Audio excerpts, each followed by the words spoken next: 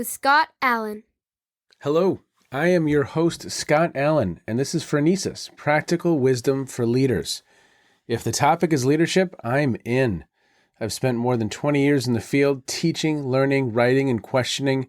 When I'm not working on Phronesis, I travel, delivering keynotes, working with individuals and teams, and helping people from organizations across industries become better leaders. Want to learn more? Visit me at scottjallen.net. Phronesis offers a smart, fast-paced discussion about all things leadership. We explore relevant topics and incorporate practical tips to help you make a difference in how you lead and live. Listen Notes lists Phronesis in the top 3% of podcasts worldwide. Phronesis is the official podcast of the International Leadership Association. ILA brings together those who teach, study, and develop leadership, advancing leadership knowledge and practice for a better world. Learn more at ila-net.org. Finally, if you enjoy Phronesis, please subscribe to stay current on our weekly episodes. If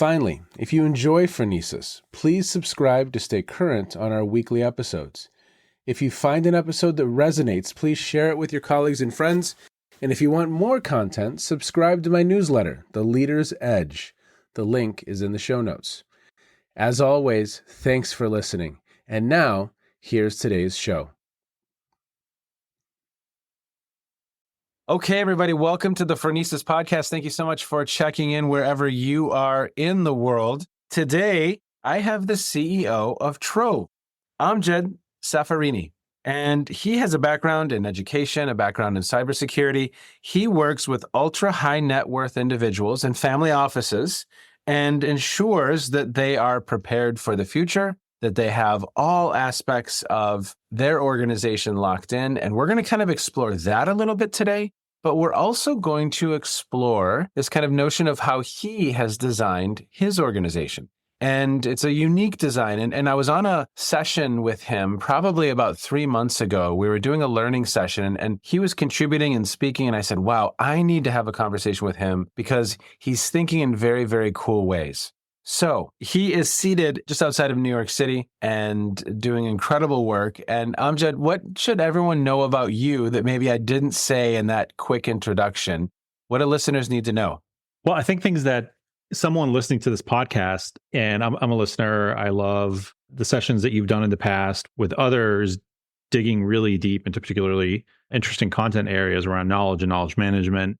I would say that one of the biggest things that I've accidentally, certainly it wasn't deliberate, I've been able to do in my career over the last 25 or so years has been really trying to capture the essence of expertise in various disciplines, compare where that expertise, the underlying concepts and principles behind it are common, and then apply that to completely different, wildly varied areas of expertise. And so I often get the question, Scott, how the heck did you go from education to cybersecurity to running a family office? And, what's so similar between them? And of course, like that's what I wanted to be when I grew up. I wanted to, start in one and move to the other. But the reality is that when you look at the underlying concepts behind these various disciplines, there is actually a really sensical thread between them that makes a lot of sense as you go through. So I'm happy to talk a little bit about that as we continue in our discussion. Awesome. Well, we were on the session and we were having a conversation about millennials, Gen Zs, attracting, retaining, designing organizations. And I know it's a hot topic out there. Just, I work with a lot of different types of organizations and they really are. It's really fascinating to kind of engage in these conversations because they're struggling with recruiting, onboarding, retaining, creating a culture where Gen Zs and millennials feel like they can thrive and have a career.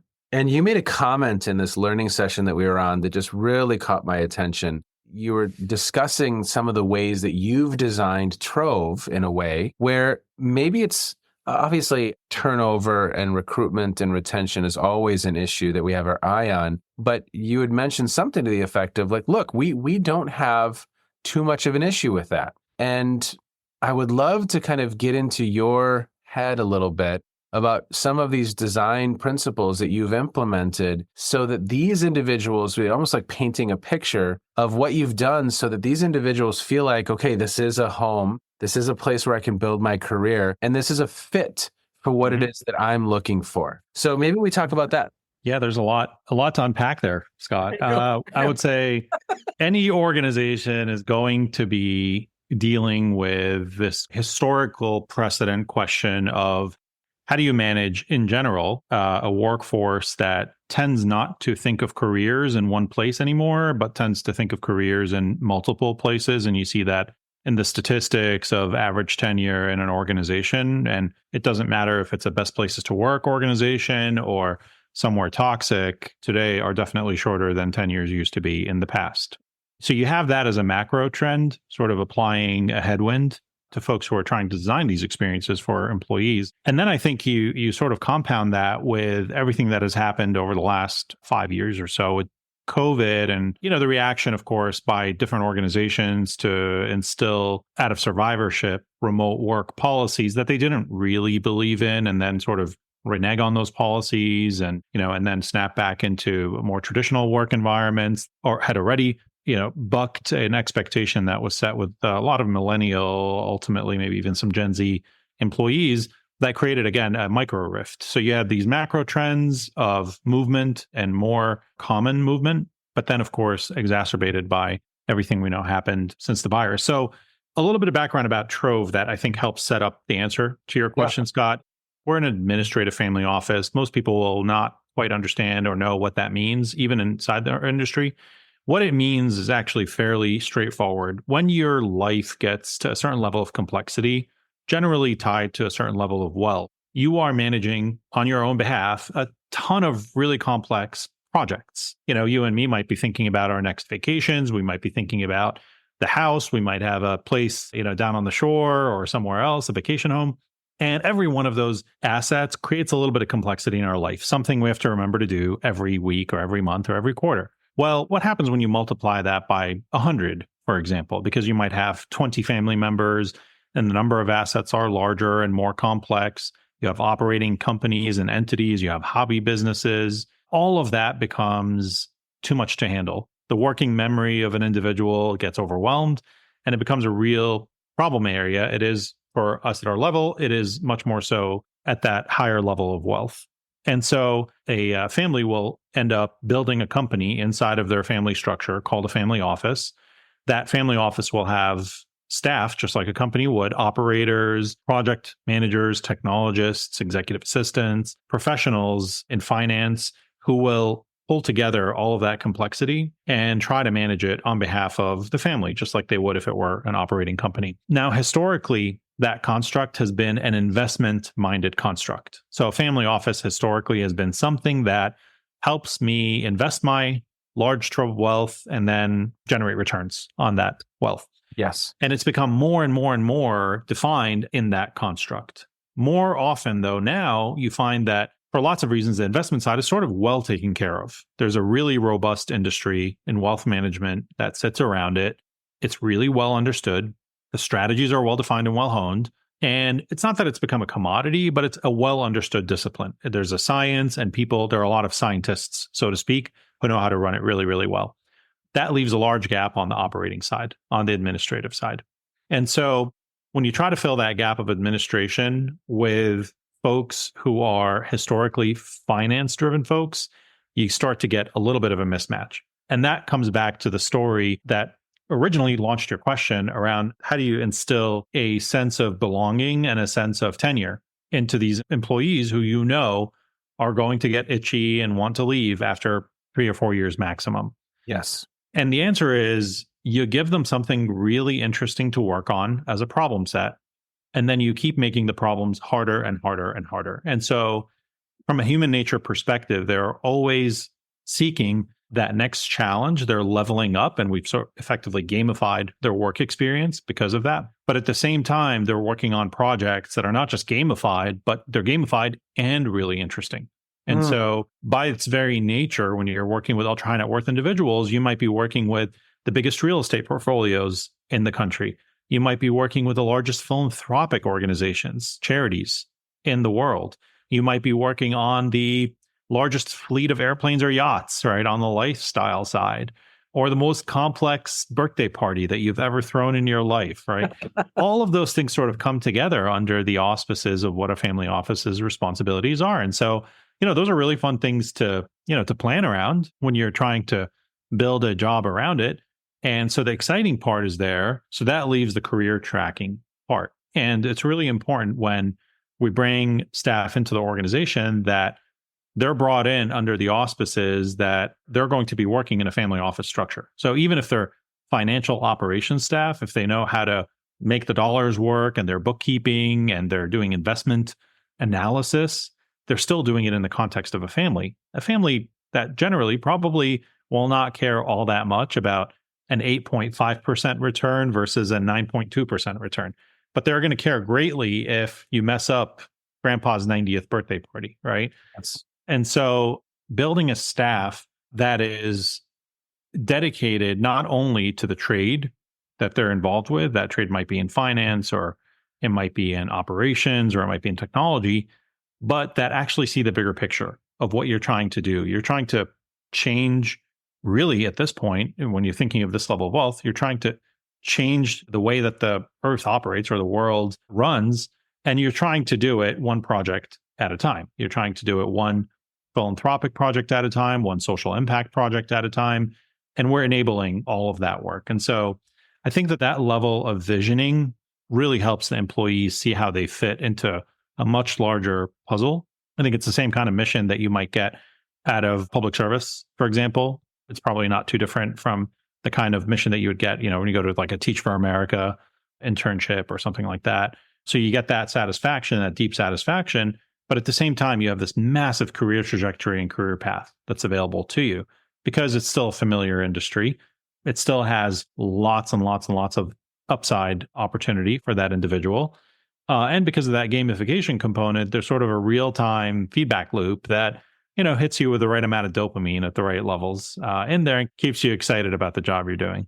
I like that phrasing, the right amount of dopamine. Maybe we'll call the episode that. My goodness. No, but it's such an interesting way of thinking about these individuals. And I just did a post literally today, Jed, about, have you ever heard the term the zone of proximal development? Sure, of course. It's a learning science concept. Yeah, great. Okay. So, but it sounds like from a career standpoint, are we constantly keeping someone just outside of their current ability level? They're learning, they're growing, they're taking, as you said, these little puzzles or these tasks are getting more and more complex, harder and harder. And we've kind of gamified that. There's a career tracking process that's in place. So I can see next levels and I can see a future for myself.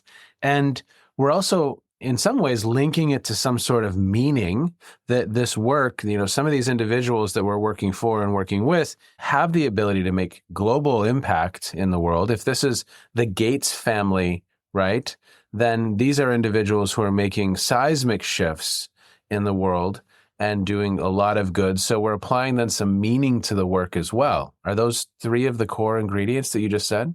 Absolutely. I mean, you look at, it doesn't even have to be at at the Gates family level of wealth, but when you look at, for example, I think it's become public at this point, but recently Mike Bloomberg had made a very large donation to, when the concept behind the initiative was to donate enough of a corpus in order to make medical school free. And it had happened once in Albert Einstein in New York City with a wealthy widow of a Goldman Sachs, early founder in Goldman Sachs. And then Mike Bloomberg did it again, I think at Hopkins. And so when you look at how something like that gets done, there's obviously a lot of financial modeling that's going into that kind of an exercise. Operationally, there's a lot. I bet you there were 10, if not 20 different universities that were talked to at the time. Operationally, there's a lot that goes into making something like that happen. That's not a wake up on a whim and make a decision like that. And so to be involved on a team that is doing that kind of work, think about the impact of that, right? So all of a sudden, cost is no longer an issue in medical school. You're now just looking for the best talent, and med school is paid for. And to be able to make that shift changes society, right? It's only happening right now at 2 medical schools. It's only a matter of time before it's going to be at 20%, 30%, 50% of medical schools. And now you have a very different generation of physicians who are coming into the workforce who, A, want to do it for the right reasons, you'd say at least the reasons that matter societally, and B, who are extremely competitive in their own right. So they're competitive in the sense that they are academically talented, that they have the right bedside manner, that they have, maybe they're research physicians and they're going to invent the next set of treatments. All of those things apply today, but they will be turbocharged tomorrow because you've taken one restriction out, which is ability to pay. Right. Yeah. And so that's the the dopamine hit that our teams get because they're working on these kinds of things all day long, not just in philanthropy, but in social impact. They're working on it, in education initiatives. They're working on it. Obviously, just even the satisfaction of organizing something that's massively complex, that in and of itself is sort of a gamified way to create that return, that sort of immediate feedback loop. But you're right. I love that you use the learning science term. Zone of proximal development is one. We talk a lot about gamification. We talk a lot about spaced repetition. We talk a lot about, these are all learning science terms that we've applied from our early backgrounds in education into a very, very different discipline. Tell me about spaced repetition. I don't know this one. Oh, sure you do. If you've learned anything way back in the day when you were preparing and studying, the concept of spaced repetition is that every bit of knowledge that enters your brain has a decay curve attached to it. Oh, yes. Yep. And so, you just want to sort of like ping the knowledge right at the level at which it might fall out of those like little synapses and decay. And so what's really cool about this is you could do a lot of research on the different kinds of knowledge and different kinds of learning that you do that requires different half-lives, right? And just like drug administration, you come and bring in that intervention, that learning intervention at the right half-life time. And so if I teach you that 2 + 2 = 4, that might be something I tell you once and you'll never forget again. And I don't need to, it has a half-life of your life. And so I never have to kind of bring that back up. But if I, teach you like the colors of the Jamaican flag, you might forget it by next week. And so that has a very different half-life and I'd have to go back and, kind of intervene on it. So really great education. There is not a whole lot of it, by the way, out there, but really great education has this sort of spaced repetition element built into it, like the old flashcards in the old day.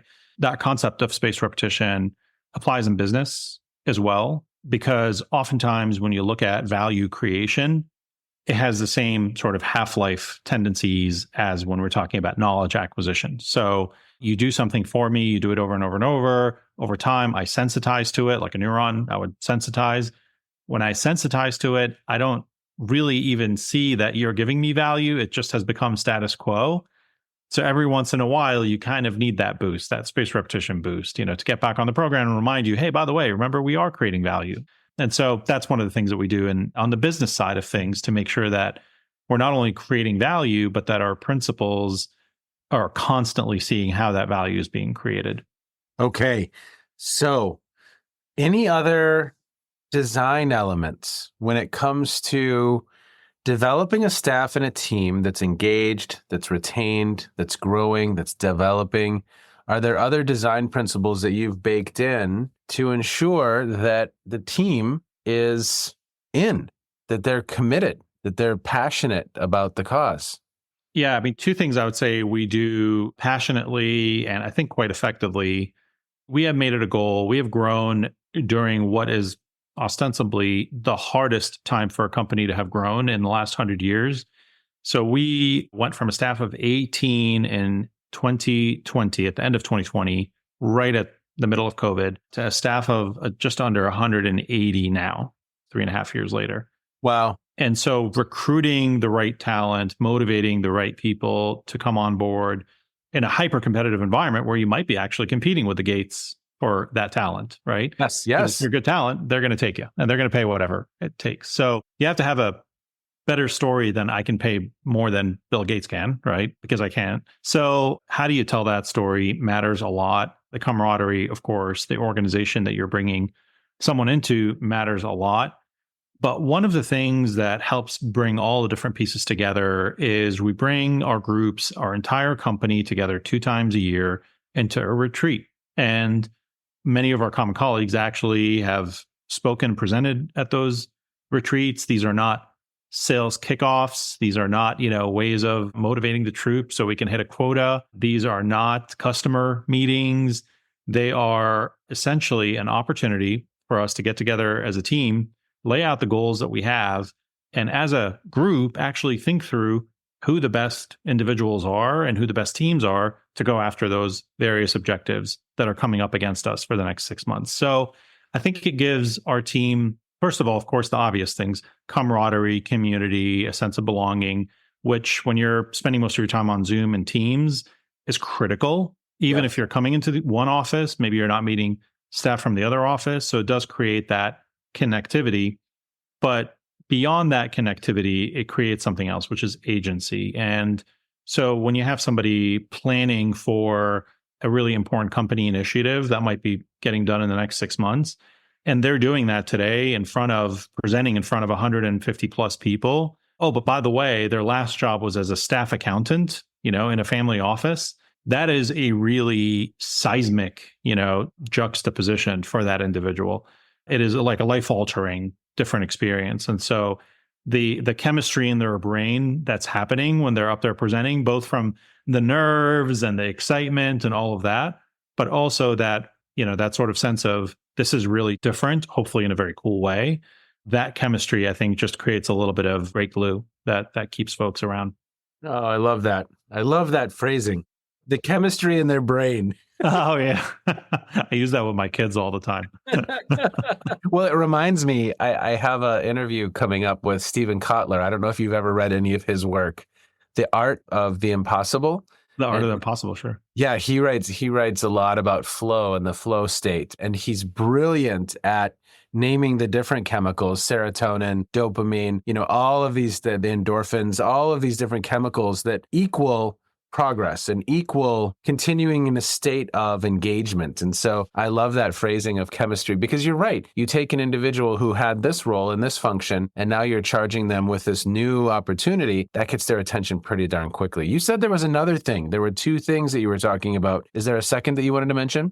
Yeah. So the first one was the convening power that we would sort of have over our teams, bringing everybody together, which gave them both the sort of camaraderie and agency, to really kind of get excited every 6 months or so about not necessarily a change in their job, but a revitalization. It's kind of that spaced repetition concept that we talked about a little bit earlier. The second big thing that comes into play is for every single employee that we have in the company, we have a rubric. Effectively, that rubric is 30 or 40 job competencies. And these job competencies are laid out as a rubric. Rubric meaning that for every level of expertise within every one of those competencies, we effectively have a description of what that means. So for example, one of the rubric line items might have to do with ability to hold a meeting, right?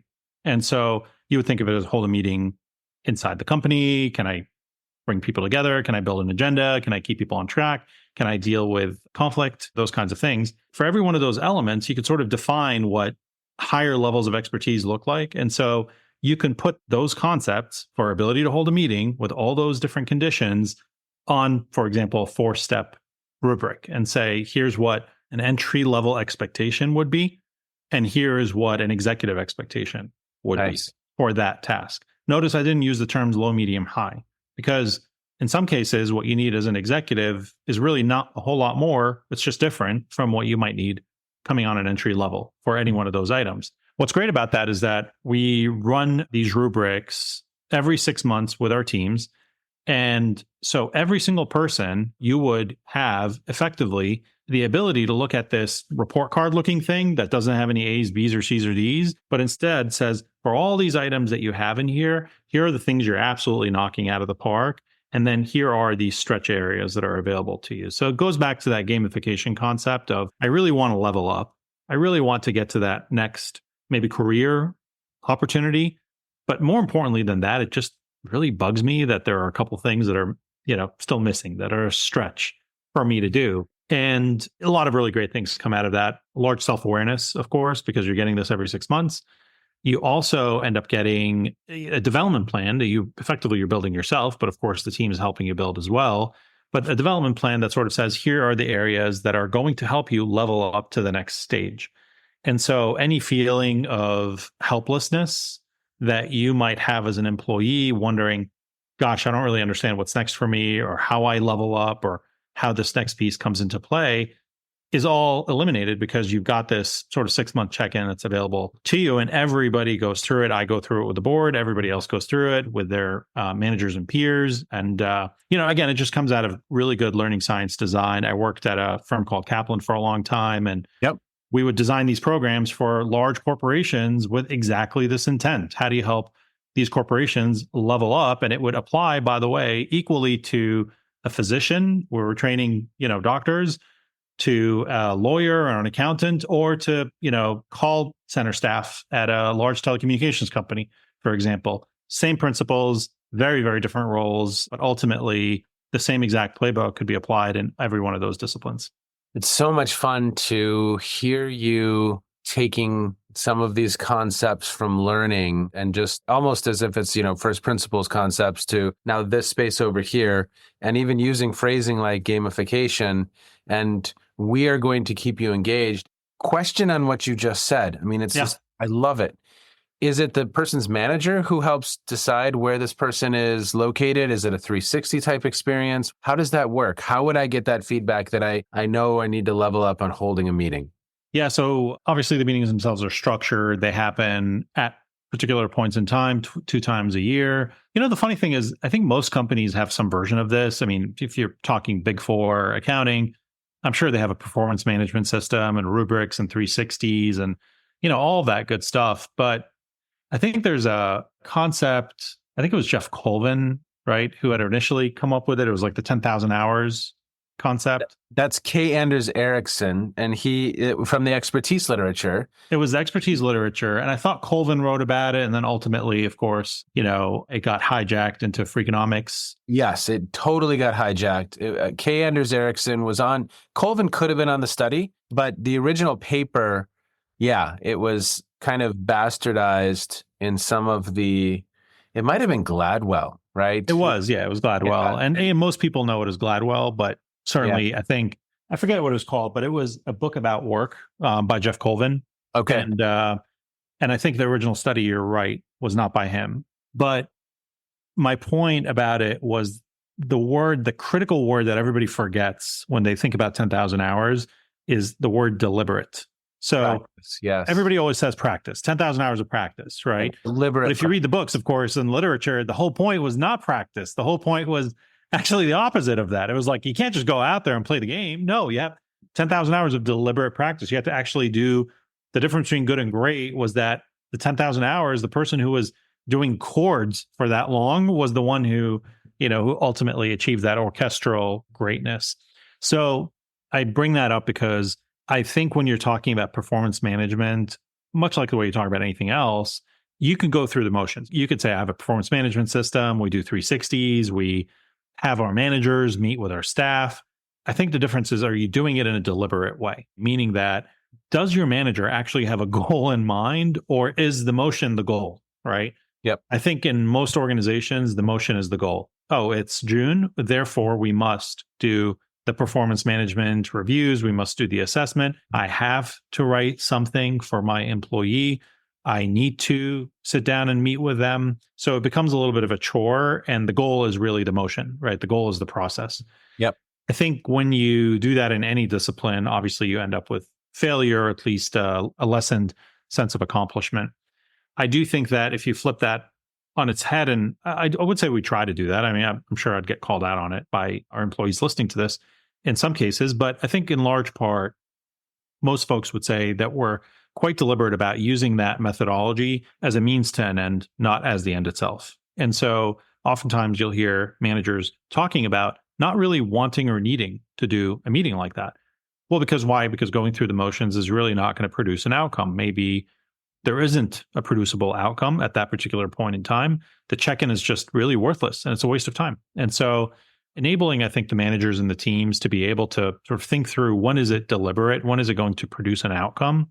And we're going to use the process to produce that outcome versus, going through the motions, I think is really important. And it's, to answer your question, the managers are empowered to have those conversations and make those decisions. And obviously the talent team, the HR team is always there to support and that to train them on how to do it the best way possible and go through the motions in that way. Yeah. I mean, it's just a really fun conversation and it's a fun puzzle where we've touched on a few different areas and ways of thinking about this. I mean, I love that you're pulling out the expertise literature because I think that has some really, really important clues from us. The learning science literature has some important clues for us. And ultimately what we're trying to do, back to, Vygotsky, is are we ensuring that our folks are consistently developing and growing and staying just outside of their comfort level, and we're providing the learning experiences for them so that we're ultimately building the bench. And if we're keeping people engaged in meaningful work with a little bit of a roadmap of how to level up their own career, right? There's ownership here that I have some things I know I need to level up on. We're probably a little bit better off. I want to say it was Jamie Dimon recently. JP Morgan was going through this massive exercise. I think he used like a 4-letter word for it, but conceptually the idea was sort of like getting rid of busy work was sort of the goal. And so they're spending an insane amount of money. I want to say it's like $1 billion or $2 billion or something like that a year at this point on bringing in automation, bringing in process improvement for the sake of nothing else other than to remove the busy work out of the daily life of their employees across the company. And that might be a banker at a Chase branch or, a wealth manager in the private bank. It doesn't really matter. I think that's a really interesting concept. The idea of sort of looking at the day of your employee and looking at that as the challenge of how do I take everything that they're doing in that given day, pull it apart, tease it apart, destroy anything that might be creating monotony. And I don't mean monotony in the sort of like, sometimes I like to do busy work, right? Because it helps my brain decompress a little bit. Yep. That's healthy for everybody. It's like your little timeout, but more often than not, entire jobs become that monotony, that rote repetition, the point at which the employee is thinking, my gosh, well, a machine could be doing this and probably ought to be doing this. That's, I think, what JP Morgan is trying to tackle. And what's really admirable is they're tackling it with absolutely no goal of creating real efficiency in the process itself. So what I mean by that is they're not trying to eliminate a certain percentage of rote work because they believe the machine can do it better or faster or less expensively, more efficiently. I think that they're just doing it because they believe that if they remove that gunky element of the workday, that they will have more engaged, more excited, happier employees. That will translate to higher tenure. And that is where the value gets created at JP Morgan when they don't have to train and recruit 20% more people because they have the tenure and the engagement of their existing staff. So I think there's a little bit of that element of recognizing in human performance the cost of somebody getting to a heightened state of expertise, that getting from the point at which they walk in the door, even as an expert, to the point at which they become an expert in your own value creation chain is a really expensive value proposition. It's expensive in training. It's expensive in lost productivity and time. It's expensive because other people have to train them and they lose productivity and time. So there's a lot of great work that's getting done right now to categorize, understand, and quantify what that looks like. The more that you do that, the more that you start to invest in those mechanisms for employee retention and employee engagement, right? That becomes just that much more important.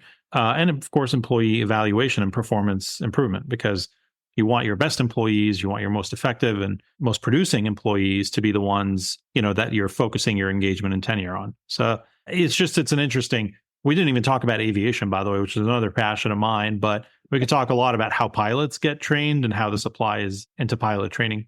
Well, I love your phrasing of gunkiness. That just makes me think of a Teams meeting, like all day long, some of the gunky aspects of some of our work. Yeah, there's probably a more elegant term for it. No, it's perfect because it feels really gunky to be on a Teams meeting all morning long, 3 or 4 of them, and wonder some of the time, why am I on this? I don't need to be here. I could be doing something different. And I had not seen that, so I'm going to go look that up. And for listeners, I will try and find that also and put some links in the show notes so that you can check that out, because I think it's a wonderful exercise. How are we spending our people's time? And is that time well spent, or is it gunky and probably going to demotivate, demoralize, and cause them to look elsewhere, right? Ugh. Okay, now aviation, go there real quick. How are you thinking about that? Yeah. So in between my cybersecurity stint, I had founded and ran a company in the cybersecurity education space. And we happened to have learned a ton about the industry at a very, very young point and at a very formative point in its inception. So in 2013, 2014, we were starting to think about it, launched in 2015. And it really spent a lot of time structuring the industry, right? And of course, now it's a massive industry and companies are wildly successful in it. But right after that, I got into aviation. I really wanted to take some time, about a year, and get as many pilot ratings as I possibly could. I wanted to become a pilot, not to fly people on United Airlines or whatever, but to, buy an airplane, fly my family around, just kind of enjoy the skies, and was able to do that. And as part of that, was able to really see how pilot training takes place. And of course, you can't help yourself if you're in education, if you grew up in that environment, to kind of take a challenge. So I invested in a flight school. I acquired a simulation manufacturing company that built flight simulators and just absolutely went deep into it. And it was a really great experience. It was a really great experience. And I'm still very much involved in it. One of the things that I think is super relevant to the conversation we're having here is that a lot of these airlines used to sort of say, hey, your job, Scott, is to go out there and acquire 1,500 hours of expertise, which was literally measured in 1,500 hours in your logbook. And Yep. I did not care how you acquired those 1,500 hours. And so these poor pilots, who were literally poor, would try to find the cheapest possible way to acquire 1,500 hours. So they would go and they would banner tow little airplanes on the beach. They would go and they would become certified flight instructors. And so they would instruct other students in the local airport traffic patterns. They would do crop dusting, they would do survey work. Now, surprise, surprise, 1,500 hours of going around your local airport and not leaving the 2-mile radius of that airport. Not only is it tedious and repetitive and you get really, really good at it, but it's completely irrelevant to actually flying a real airliner, right? A 727.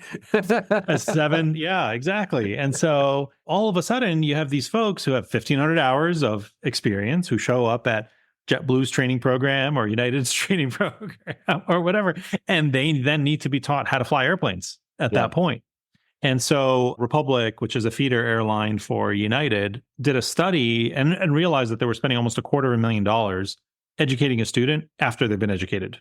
So the question then became, okay, well then how do we take control of that pathway? And what's really exciting about it is they actually decided to invest real dollars into this and created what's called an ab initio program, which is one where they identify very early on employees or future employees who have the characteristics of a great future pilot. And then they would take that individual who has the right sort of characteristics from an attitudinal perspective, from personal effectiveness skills, communications, decision-making, risk-taking, management, and they would then teach them how to fly, right? And that's such a great way to do it. If you think about it, there are skills that are much more difficult to teach and those that are easier. Funny enough, teaching somebody how to fly is actually the easy part. Teaching them not to take off into a thunderstorm is the harder part. And so they find people with the right sort of mindset. They hire for the attitude and they train, of course, for the aptitude. And so that's one of those areas where I think that 1,500-hour concept, 10,000 hours deliberate practice, however you sort of want to look at it, where you take the motions and you turn it into deliberate action and you just get a wonderful return coming out of it. So there's a lot. I can go into aviation for days at a time, but sadly, it is not where I spend 100% of my time. Well, what I really enjoy about this conversation, Amjed, and as we begin to kind of wind down our time, is that you said at the very beginning, and maybe I'll tie together how education and cybersecurity and aviation and family offices connect. But I think you've modeled it beautifully. I oftentimes, as I think about leader development and how do we develop effective leaders, there's a lot of clues around us, whether that's developing a cardiac surgeon or a pilot or a black belt. And to go back to Vygotsky, at times we don't scaffold that learning well. We don't really do that work and design it in a way that, a meeting is a fairly base level activity for a leader. Maybe even before that, it might be active listening. And are we scaffolding it in a way so that the learner can be successful? A lot of the work that we do, it's sometimes talking about complexity theory and leadership out of the gates. And that's a black belt level conversation. That is a virtuoso type conversation, so far out of the reach and the realm of a novice learner. So, you go back to the deliberate practice literature, and Erickson and Poole had this beautiful book called Peak. And there were 11 elements of what it means to be engaged in deliberate practice. So oftentimes I think looking at an industry from the outside and pulling in some of these other areas of expertise, it can be just a game changer, because the industry has always grown up the way it is and just knows what it knows. And you're now bringing in this really new view that's just incredibly valuable, shifting paradigms in a lot of ways. So I see the connection and I appreciate the connection. And I just can't thank you enough for sharing kind of how you're looking at, even just in this case, we started off the conversation with talent and millennials and Gen Zs, and how do you design an organization that is going to retain those individuals and engage those individuals? And you're coming at it from a cool perspective. You really are. Yeah, I appreciate you saying that. Thank you. I think, we're sort of creatures of our experience. So I wouldn't have engineered my life this way. I wouldn't have even known to. But I think it's really interesting, when you look at industries that we think of as old as time, medicine, I guess it started with Hippocrates, with the Hippocratic Oath a few thousand years ago. But the reality is that modern medicine as we know it actually only started about 100 years ago at Johns Hopkins. And it was after World War I that the concept of medical teaching was even brought into the fray. The concept of medical school didn't exist until the early 20th century, if you can imagine that. It was a bunch of pharmacists that were practicing medicine effectively up until that point. So the concept of aviation, of course, the Wright brothers, right, just had their 100th year anniversary. So like aviation wasn't even around 100 years ago. And so cybersecurity wasn't around 20 years ago. I think it was Buffett who said, don't ever underestimate humans' capacity to make something simple extremely complex. I think that's just absolutely true. The reality is that in a lot of these disciplines that we sort of think of as bastions and pillars of everything we know about civilization, and then you sort of realize, well, my goodness, civilization, medicine's only 100 years old as we know it today. I think that puts things into perspective on what true learning really is. People still practiced medicine 2,000 years ago. And I bet that there were a ton of similarities between what was being done then and what's being done today. What's different, obviously, about it is how we've structured it into real learning, into deliberate practice, and created medicine machine, right? An industry around it. That's the thread that I think ties all of these different conversations, is that when you go nuclear, not in the big bomb sense, but when you go into the nucleus, atomic level, I think you find that many of the building blocks of expertise are actually quite similar. And the scaffolding that you talked about, of how you start with a novice level of expertise and playing a violin, holding a scalpel, maybe doing your first bit of coding in cybersecurity, or flying an airplane, that first bit of scaffolding is probably actually using the same exact framework right from the groundwork. And it only gets really different at the highest levels of that competency pyramid, where the job tasks really diverge. So, well, and again, really early in the conversation, you were talking about, look, governance here probably applies here. And this knowledge exists, it's there, but you aren't making those connections. And I think that's incredibly valuable, to make those connections and to see those possibilities. Such a fun conversation. Real quick, before we end up, just a couple minutes.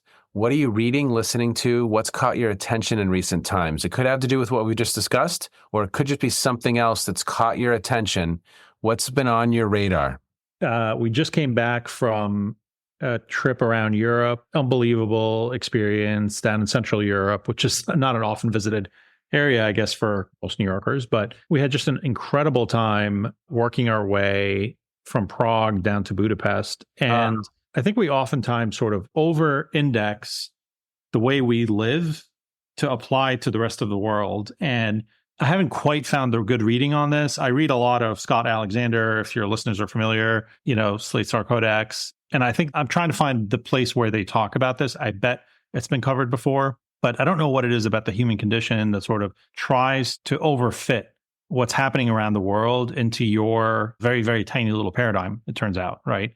And so, I think we travel the world quite a bit as a family and also in the work construct, and we're blessed to be able to see those different perspectives. But I was a little bit surprised, Scott, by just how reminded I was of just how wide and different other perspectives can be around the universe. And all I was doing is walking around Prague, right? So I think it's just so important with everything going on these days around us. You've got wars happening everywhere. You have hyperpolarization that's driven by algorithms that are only fed by the number of eyeballs and clicks and nothing else. I think it's just really important to sort of break through some of that and try to figure out where perspective comes from. In my case, just a quick little trip for a couple of weeks really helped, with the reset switch on that. Yep. Well, my family just returned from a couple of weeks in the UK. So your story resonates for me just in something as simple as watching the Olympics through the lens of Great Britain was just a wonderful experience for our children and for me to have that as something that, okay, we've watched it from a different vantage point and can value that different vantage point and understand that different vantage point. It's invaluable. And what was the, I'm curious, what was their biggest takeaway coming out of it? It was similar in the sense that they really did a nice job of highlighting specific athletes and oftentimes athletes who they thought were going to perform well. But it was interesting as to who they then highlighted or not. So the American divers, for instance, were not in the top or even doing all that well. So they were never mentioned. It was the Chinese, the North Koreans, and then the Brits, and they paid close attention to them. So whoever was leading, had somewhat of a focus, but then always that focus on that athlete from Great Britain, and then the story associated with that individual. So it was wonderful. I really had no clue how America, the United States, was doing in a lot of these things, unless I checked the medal count, because they didn't speak about, unless you were Simone Biles, or won the gold medal. We focused on the British athletes, and that was fun to see. Yeah, we did. We actually found our way to France in the middle of the Olympics, and it was amazing seeing the amount of pride that they had in hosting the Olympics, which was really cool. Yep. Were you the one who had told me about the comfort crisis, about the book? I wasn't, no. Okay, yeah, Michael Easter's book. Somebody, as we were talking, had just told me about it, and I read it on the plane ride over. And I would say that's a good book for your listeners as we sort of think about everything in our life that is spoon-fed to us, everything that we do that creates this feeling of satisfaction. This book sort of goes in the opposite direction and sort of says that personal growth and even physical benefits come out of creating a kind of a discomfort. And so it talks about kind of a combination of like a Peter Attia, kind of like how to live your health, but also how to stretch the extremes, and a lot of great examples and great stories of it. Awesome. I will put that in the show notes so that listeners can grab that. Amjed, I'm so thankful for your time today. Thank you for the good work that you do. Thanks for sharing your wisdom. And I know that listeners got a ton out of this conversation. Thank you so much. Let's do it again. I hope so. Thank you. And would love to, Scott. Thanks again for having me. Glad to have been here. There is a wonderful book by Epstein called Range. And if you found that conversation intriguing, I hope you will check out the book Range. It's just a wonderful exploration of people with very disparate experiences making a difference in a new domain. And I just really, really enjoyed that conversation with Amjed. Can't thank him enough for sharing his practical wisdom with us. I don't need to say much more than that. Just wow, incredible, fun, awesome. And it will be fun to see how his adventures continue. If you have not done so, register for the ILA. Join us, Chicago, November 7th through 9th. We'd love to see you there. As always, thank you so much for checking in. Take care. Be well. You have just finished another episode of Practical Wisdom for Leaders with Scott Allen. To contact me, visit scottjallen.net or send me a note at scott@scottjallen.net. I'm also on LinkedIn, so let's connect. If you have feedback, I'd love to hear it. And as always, thank you so much for listening. And now here's my daughter, Emily, with the outro.